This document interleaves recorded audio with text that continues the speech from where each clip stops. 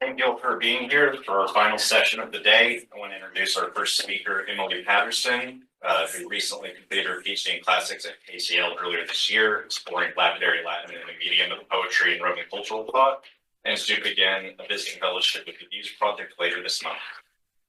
Yeah, thank you all so much. It's really lovely to be speaking to you today. And I was just saying to Pippa that my head is absolutely spinning with everything I'm learning, or I've learned already, going to learn. So yes, I hope this paper will go some way towards starting to consider Latin, by which I mean the writing system of the dominant language of ancient Rome, rather than Latin alphabet that we've sort of come up so far from this kind of writing system perspective. I'm right at the very beginning, so I beg your forgiveness, all the experts in the room, for anything, imprecise in terminology or my very rudimentary play with typeface, which is going to come up now. Get started. Right. So, back in 2018, which seems a very long time ago now, I attended a brilliant workshop at the University of Warwick on the visuality of text. One of the speakers was a graphic designer, Emily James, who had worked on typography and advertising. In her talk, she discussed the effects of various typefaces on the viewer, how the visual and verbal dimensions to a text in fact work in conjunction to form meaning, and how it can therefore be quite jarring if the wrong typeface and or colour is used with the wrong sort of text. So, demonstrate, she manipulated the writing and logo for a children's nursery into different fonts. And this is my own sort of take on this, my own made up version, just to illustrate for you now. So first, it was in what feels like an appropriate font, childlike, child-friendly, simple. And then I just want to give you a few examples where the visuality of the text, its typeface and colour, has been manipulated to different effects. A 60 album cover, maybe, or something sinister, almost vampiric, or kind of fancy like graffiti. It's like foamy. So that's a little bit unsettling. So sign relief. Here's a nice sign for a lovely Tudor-esque, quaint, cosy tea room in the sort of typeface that we might expect. But if we reconfigure these words and give them a visual look of what is recognisable as a Roman Latin text, went to the laptop there, something interesting happens. This is, of course, the alphabet that we are accustomed to in the West. And yet, once again, our reaction is that something is not quite right here. The visual appearance of this text, with its square capitals and interpuncts, those small dots between words, familiar from Latin inscriptions, for example, seems wrong for these particular words, i.e. English from a particular historical period, but also the message that they convey. The association previously sparked by its words of the sign, a quaint, cosy tea room, has been rather incongruously monumentalized and given something of a kind of imposing Roman presence. I believe this tells us something important about Latin as an ancient writing system in its own right. For the majority of us in the modern world, aside from certain contexts such as a Christian mass service or a Cambridge graduation, for example, to encounter Latin is in most cases a visual experience. Its meaning is therefore shaped by the associations that it evokes. In other words, a reception of Roman culture that spans several centuries, its language, its literature, politics, and architecture, to name but a few elements. Today, I want to explore where the roots of this specific visual experience of Latin as something monumental and inscriptional, imposing, and even almost stone-like might lie. Is this purely a modern response to writing in this dead language, or was it something that the Romans themselves were attuned to? In posing this question, I hope to begin assessing what effect the presence of such monumental lettering in Roman urban environments, evidently now so inextricable from the visuality of Latin texts, might have had. Firstly, on Roman cultural conceptions of their language as a medium, and by extension our own. And in turn, consider whether this visuality extended to Latin texts in literary contexts, enhanced by intersections in presentation between the literary and the epigraphic that I'm going to draw out for you today. perhaps with potential to be manipulated to significant poetic effect. The visuality of Latin text, monumental inscription and literature have converged already in conventions of presentation found within modern editions of Latin works, especially when presented with embedded inscriptions, like this one at the top from Ovid Thucydides, where the relevant lines are given in capital letters, instantly rendering them visually epigraphic. In some cases, an inscriptional flavour to certain words is enough to prompt this marked presentation. So here in Horace's Ode, this led to the capitalisation of pater urbium in the Latin, but it's not reflected in the English, interesting in this example.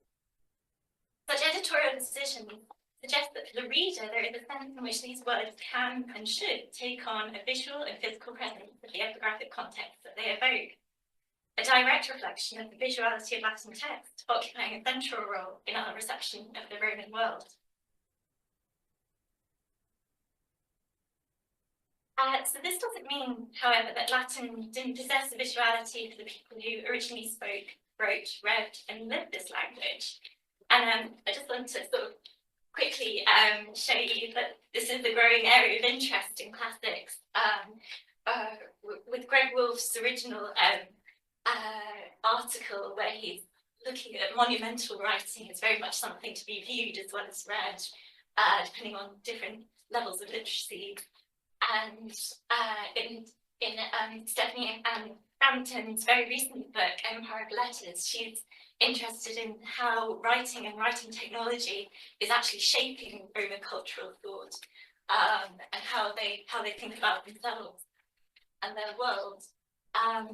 And then just to give you a sort of sense of what a Roman book roll would have looked like, there are some scholars who are now looking at how there was a kind of authorial play with the columns of the text and where words were positioned.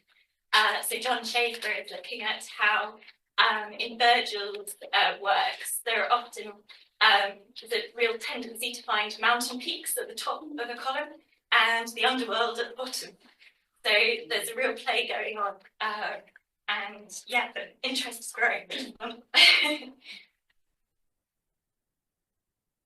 And in fact, for the Romans, the visual aspect of Latin and its letters figures as a very fundamental part of learning to read and write.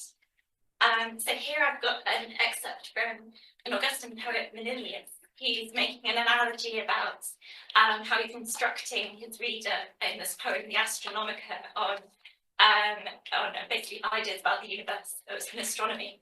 And he makes this analogy to children learning their letters, and there's emphasis on the form and the name first, so the shape, the visual shape at the very beginning of the learning. And then we have a very similar reference in the orator Quintilian, who's talking about children actually having little ivory letters to sort of handle and look at and arrange as they're learning. And then he goes on to say that so the next stage is then to practice inscribing, sort of writing out the letters in a wax tablet with kind of grooves so that you don't stray too far of course. And yes, we can really see this kind of physical, again, kind of embodied experience of the act of writing and what he's describing.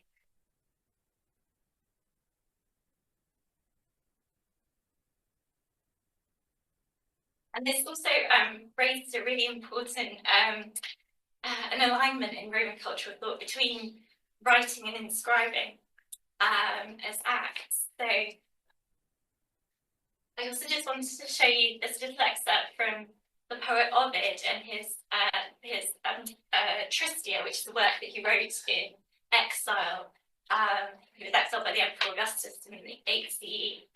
And this directly seems to play on this kind of textural affinity between writing and inscribing, because in this particular poem, he describes how his poetry book has gone to Rome in his place. So I always picture this little book on legs, sort of running around. But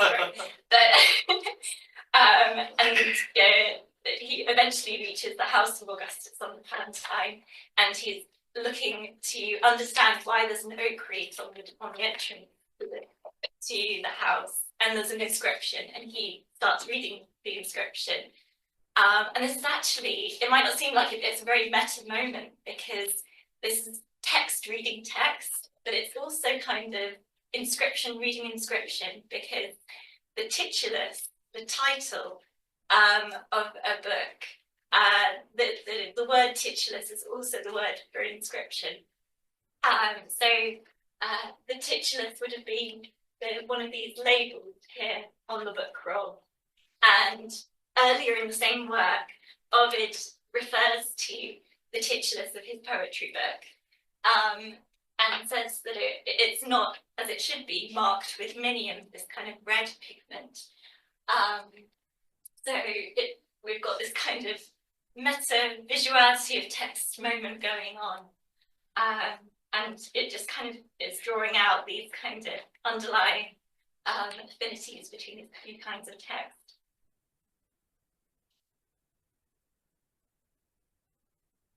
And then just to show you quickly, that's an example of a 4th century manuscript where we can see this kind of rubrication of text, because it would also have been used in opening lines or titles within the text itself.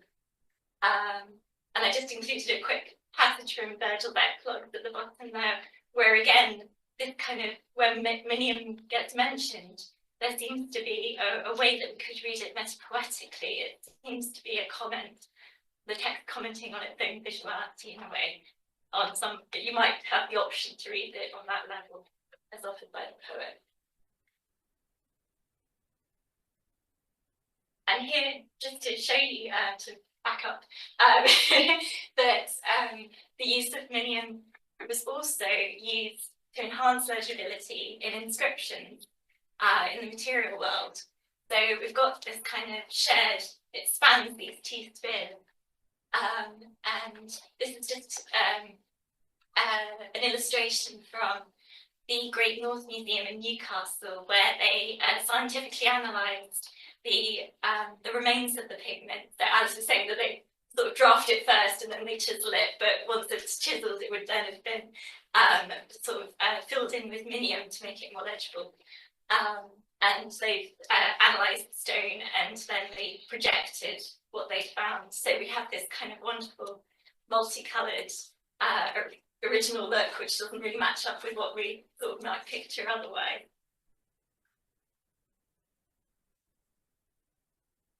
So the original use of colour in Roman stone inscriptions brings us to another absence of potential visual impact that has inevitably influenced our reception of Latin and its visuality. But spoiler, will also turn out to be a presentational intersection between literature and inscription, which I'll get to. This is namely the Roman invention and development of gilded or golden epigraphic lettering, generally dubbed literae ariae. And I've got a little egotistical prop here to give us an idea. The establishment of Augustus's sole rule towards the end of the 1st century BCE was accompanied by a monumental building programme, which prompted a now well-recognised creative response in literature of the period, attesting to a shared contemporary and cultural lived experience. This was accompanied by a furor epigraphicus, as it's been termed, and this basically refers to a boom, an absolute boom in monumental inscriptional writing across Rome and the Empire. But this eruption of letters in unprecedented numbers and forms appeared not only in stone across both public and private spheres, but also saw the adoption of literae ariae, only recently charted in a systematic study by Gaither Alfoldi in 2018. This relatively new epigraphic practice consisted of individual gilded bronze letters attached to the stone surface of a building, or paving, with dowels, sometimes embedded in grooves that had been pre-carved, and is almost entirely coincident with Augustus's rule. Alfoldi's study highlights that this practice does not appear to feature in surviving inscriptional evidence from either classical or Hellenistic Greece, or the Roman Republic. The combined effect then of this Augustan boom in epigraphic production and inscriptional innovation alike must have had an impact on the contemporary Roman conception of their language. Latin was now a visual and monumental as much as linguistic symbol of imperial power, communicating and materializing across both Rome and the wider empire the founding of an Aurea Aetas, a new Augustan golden age. Crucially, unfortunately, only a single letter S from Interciso in the Pannonian has actually survived with this gilt coating intact to give us an idea of the original appearance of these epigraphic letters. Beyond what's left, which is these ghostly fixture marks left behind, which really it made me think of these ghost knots in Sabina's talk and in Jordan's talk, the graphic, the sort of blank space, this kind of absent presence, sorry. It's very interesting. And so this is the close-up image of the obelisk in St. Peter's Square in Rome, which was originally set up by Cornelius Gallus, but he comes to a political demise, so Augustus rededicated it. So this is the traces of his original inscription. So we can at least imagine how such inscriptional letters, catching the light and glinting with a dazzling brilliance on a monument high above one's head, it would be hard not to be struck by the new physical, visual, and material presence of the language. The traces left by this lettering on stone monuments, whether in the form of carved bedding or the letters for the letters or remaining dowel holes, speak to Laura Jansen's thoughts here on applying a lens of absence to antiquity and its reception. The triarii seem to particularly embody the dual direction of survival that she speaks of here. Though the communicative contents of such epigraphic writing can be recovered as the present, that very presence also points to the irrecoverable nature of the original material and visual impact. We might therefore reflect on how medially our view of Latin may have been shaped and compounded by the absences of particular forms or visual details of monumental writing in the surviving archaeological record available to us. A central part of my doctoral thesis attempted to get at the root of why Latin and its particular qualities as a language and medium has so often lent itself to a stony or lapidary characterization amongst Latinists, in spirit, if not always with this exact terminology, which I've sampled here for you as well. My findings suggested that the foundations for this had, to some extent, been laid by the Romans themselves and continued to be constructed over time, compounded and cemented by centuries of reception, and surely influenced by the widespread survival of Roman stone inscriptions. How different, if at all, would our reception of Latin be had gilded letters or epigraphic letters highlighted with vermilion survived to a similar extent? Perhaps not that different. In its long history, following any surviving literary or fully coloured lettering seen or remembered in situ, Latin has continued to be the language of centralised power, from the decrees of Roman emperors through to the papacy and church, perceived as the language of authority, the elite and privileged. Even in modern life, as Charles Kerrigan has observed in his new book, Living Latin, it's a language called upon whenever people have felt the need for words that are in some way elevated, special, or sacred, in everything from tombstones to tattoos. This is an identity and parallel power that Latin shares with poetry as both heightened forms of speech, to quote William Fitzgerald. And in the time remaining, I want to return to these intersections between the literary and epigraphic, and consider the visuality of Latin when deployed in this medium of poetry, because of its own visuality when rendered as text. When combined in the form of Latin poetry, together they could produce a double whammy of potential poetic effect. As far as poetry goes, the current poet laureate, Simon Armitage, in firm agreement in his characterization of poems as the Duracell batteries of language. Other batteries that are available But Fitzgerald's reference to the possibilities offered by the language in which poetry is written is especially significant here. The potential for poetry as a medium to redefine itself, not only through the linguistic characteristics and ways in which its language operates, another dimension which incidentally is fed into Latin's lapidary characterization, but also through wider cultural context and association, is something that the Roman term for poem, carmen, itself seems to reflect and embody in its various nuances of definition. A trove of medial possibilities, even including a metrical inscription or epitaph, meaning that by the Roman period and beyond the influence of epigram from the Greek Hellenistic world, poetry already possesses some inherent affiliation with inscriptional materiality, in addition to its own literary materiality and visuality as text displayed on papyrus or the page of a codex. As such, what I think we have in the term carmen or carmina is an early manifestation of poetry as an intricate product of its own constellatory history of media and cultural thought combined. So when composed in Latin, with its own developing medial character, the medial possibilities creatively available to the poet could transcend any perceived boundary between the literary and the epigraphic.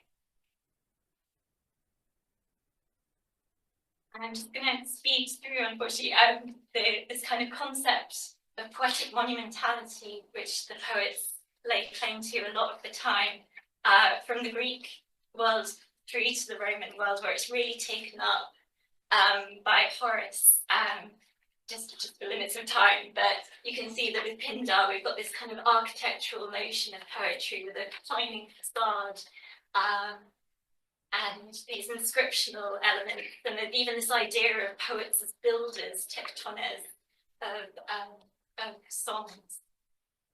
And this is a subcategory of epigram, these known as technopagnia or pattern poems, where the words are very much, you can see, sort of mimicking an actual inscription on a monument.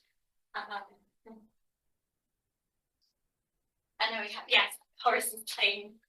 It seems kind of unsurprising actually that it's this Horace writing at the time of this Augustan boom and monumental building an inscription, that there's an idea that your work is more lasting and will immortalize you and your subject, is something, this idea that it will really take off at that point.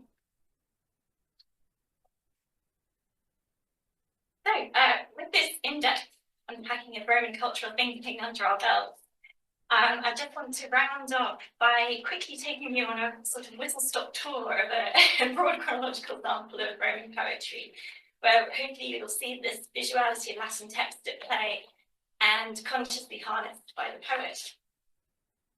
So first up, we have one more poem from Ovid's Tristia, with his confidence in poetic monumentality shaken by the condition of exile. Ovid imagines and composes his own epitaph here, and I've replicated it as it's printed in the Loeb edition, complete with capital letters and interpunct. But Ovid doubles the architectural frame of the elegiac couplet to suggest the impressive size of this tune and specify that he wants extra large letters. This is Grandibus' notice, if you will. Grandibus could be understood stylistically as signifying grand, noble, sublime, but the suggestion of size and physicality, also inherent in its meaning, seems brought to the fore here, with the act carving being referenced as well. This is actually a really unusual reference to the visual appearance and impact of monumental writing in the body of Latin literature. And although marble is specified here, the sheer size of this inscriptional lettering may have prompted the reader to recall a huge lettering of the dedicatory inscription on the Temple of Mars Ultor, which was built by Augustus and was in the Roman Forum, which was about 23 centimetres in height in its lettering, and one of the Augustan monuments that featured literae aureae. At the same time, though, the reader is alerted to the textual presentation and layout of the book roll, and that Ovid's contemporary would likely have encountered. an example of which might be glimpsed in the slightly earlier Gallus Papyrus fragment. A magical script with interpunctual word division, both of which were features of specifically Latin literary presentation and inscription, continuing into the 1st century CE. By imagining his reader navigating the visual aspect of the text before him, Ovid would activate a stony effect with this epitaph and achieve a reinforced sense of permanency through the intersectional simultaneous writtenness of the papyrus page and stone surface, here figuratively instantiated by the very act of reading and viewing. In the end, Ovid declares that his poetry books are truer and more lasting monumenta. He has also shown us precisely how and why that is the case.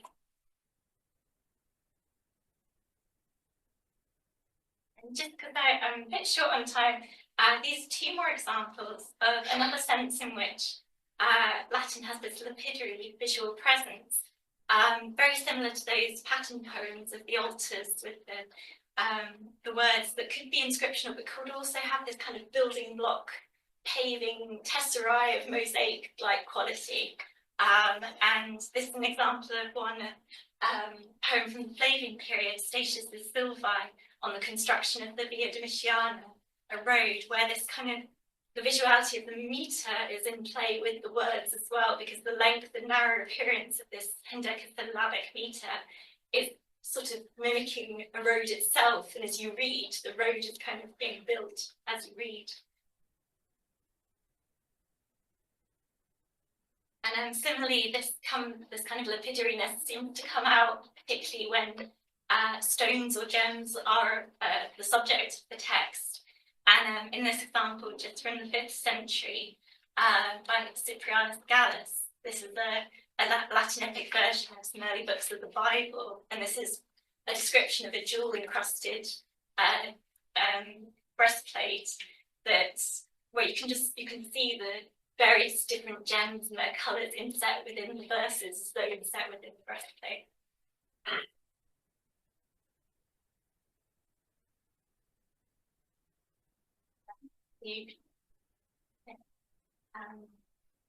Though literary arii would only continue to feature across the imperial period until about the 3rd century CE, when they waned, it's the Emperor Constantine in the 4th century who, after securing his sole rule and seeking to consolidate and propagate his own golden age, revived his epigraphic characters as part of his own building programme. And in turn, the poet Optatian, which is my next example, who was also apparently exiled by the emperor but eventually recalled, invents a new poetic form with monumental presence to praise the emperor, still referred to as Carmina. These poems, a bit like Horace's odes, are called Carmina songs in a way. But they take the form of this verbal visual hybrid. These hexameter poems, constructed from building block tesserae-like letters in capital script in a grid of 35 by 35, feature further interwoven verses, which produce patterns and shapes very likely originally rendered in purple and silver, minium and gold, as imagined in this reconstruction, but also referred to by the poems themselves self-referentially. Not only that, but as seen in poem 19, for instance, the letters of these, this is a later manuscript copy of the poem, the letters of these verses in texti are very often also forming letters themselves as they were fixed to a monumental facade, a bit like literary arii.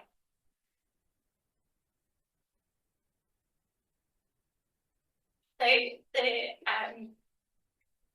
there's a visual effect of such gilded bronze inscriptions catching the light also has a very special role to play in this poetry in its specific socio-political context.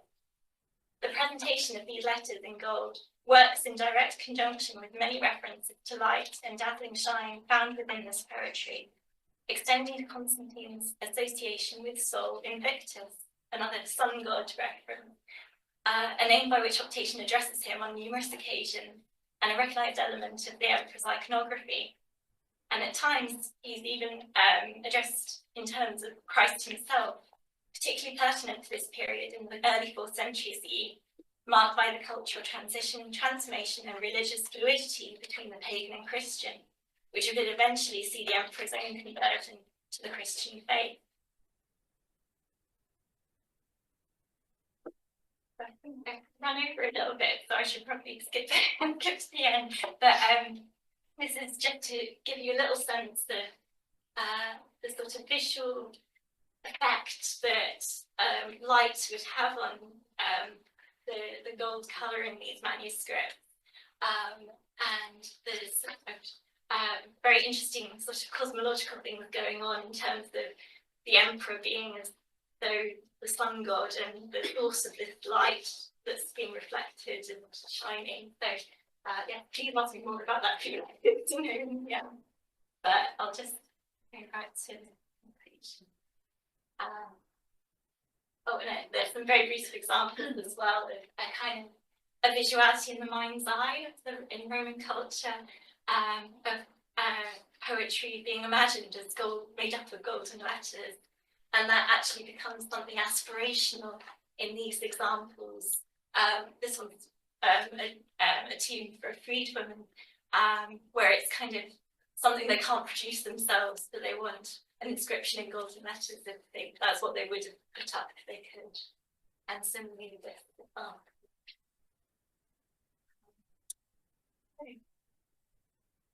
When it's time, just a couple of minutes to wrap up. I won't be going too far. So I've only been able to scratch the surface here for you, but what's clear is there's a greater nuance to the visuality of Latin texts that might at first meet the eye. Latin's visuality has had considerable cultural impact, not only contributing to poetry as a medium of creative expression, but also to the reception of Latin as a language itself, both during its time of currency and across subsequent centuries, right down to the modern day, where, if anything, its visuality has only become more heightened as a language no longer spoken. In the composer Stravinsky's words, a medium not dead, but turned to stone. Channeled and sharpened through its visuality, Latin's symbolic, elevated medial force inevitably shaped by imperialism, which could at any time be brought with it, and whether evoked in a panegyric canon intended for the emperor himself or a heartfelt expression of affection for a freedwoman. In some ways, it constitutes an experience of the Roman world, at least later in the imperial period and late antiquity beyond, when such emic ideas of language have really become entrenched, that to some extent maybe we're able to access. Our expectations and conventions of printing Latin, in a Roman context at least, attest to the fact that we have embraced and even internalized such visuality. And yet at the same time, inscriptions like those belonging to Antonianus and Merope, that I showed you quickly at the end, they kind of show how we can turn these simple connotations of Roman power, authority, and empire on their head in recognizing ordinary people, evoking the visual power of Latin to their own ends, in spirit, if not in reality. This is something which the medium of poetry, and I think only poetry, can do. And as such, considering the visuality of Latin in this context can help Latin to be recognised as in many ways the construction of its own reception at various stages of its literary and epigraphic process, a process that we should be aware is still ongoing. Thank you very much. I'm sorry for